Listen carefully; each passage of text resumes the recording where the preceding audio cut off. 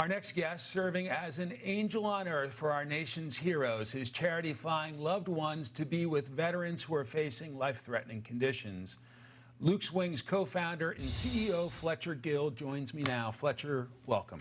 Thank you for having me, Mike. It's great. For those not familiar with the great cause Luke's Wings, what's your central purpose at this point?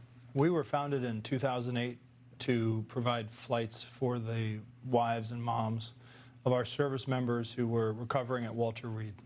The idea was the love of family would be great medicine to help them through their long and difficult recovery. And we started in 2008, and we never stopped. And since then, we have provided almost 20,000 airplane tickets. We support about 14 major military hospitals, Special Operations Command, fallen officers, and veterans in hospice care. When you started, we were in active combat in Iraq and Afghanistan, so it was a lot of active duty service members who were fighting for their lives. Now it's morphed into veterans who may have gotten a terrible cancer and that sort of thing, or other life-threatening conditions, right? Yeah, that's absolutely right. Our original program line was Wounded Warriors, the Wounded Warrior Transportation Assistance Program, which then evolved into Wounded, Ill, and Injured, because we were starting to see so many service members, young men and women, coming back from active duty deployment with advanced aggressive cancer that they got from being around burn pits or uranium deposits or jet fuel.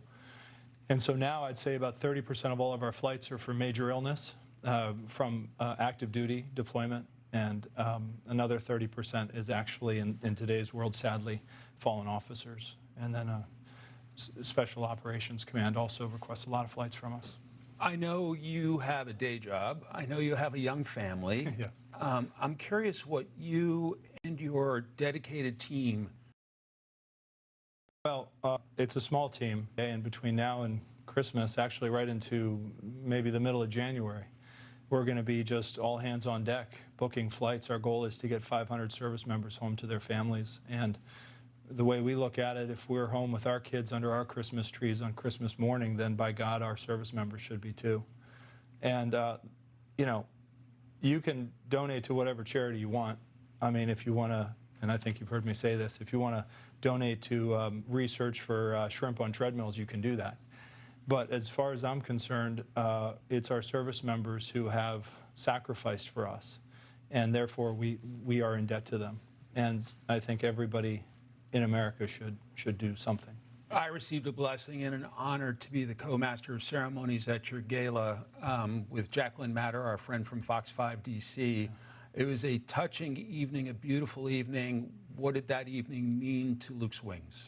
It was an amazing evening, and thank you for supporting us there. My honor. It was at the Waldorf Astoria. We had about 350 people come out, our individual donors, our big donors, Dark Cars Automotive Group, SRS Distribution. So many came out. We raised almost $600,000, and that was our seed money going into the next 2 months. So we'll be able to say yes to every flight. But of course, we're not going to stop fundraising. We're not going to rest on our laurels. If we can get to 500 flights before Christmas, great. I'd like to do more. Delta Airlines was there. People can go on Delta's website and donate miles directly. And of course, we're always looking for new corporate sponsors. So if somebody wants to get behind the No Service Member Spends Christmas Alone campaign, by all means, give us a call. What about some of the personal stories, Fletcher, people you've dealt with, people you've helped during a terrible time where the loved one may pass, but you were able to give them lots more quality time with their loved ones? What is that? What's the feedback like, and what does that do to your heart? You know, it's funny you ask. Just yesterday, I came across an old application, a hard copy application for Ed Schrank, who was a very good friend of mine, and he battled cancer 8 times and over 8 years. And for that 8 years, we flew him back and forth from Chicago to San Antonio to be going down for his cancer treatment and home with his family for dinner. And he passed away just a couple months ago. And of course, we honored him in our gala, but I never really, personal note, I never really understood how much it would become part of my life because so many of these service members have become such good friends of mine over the years.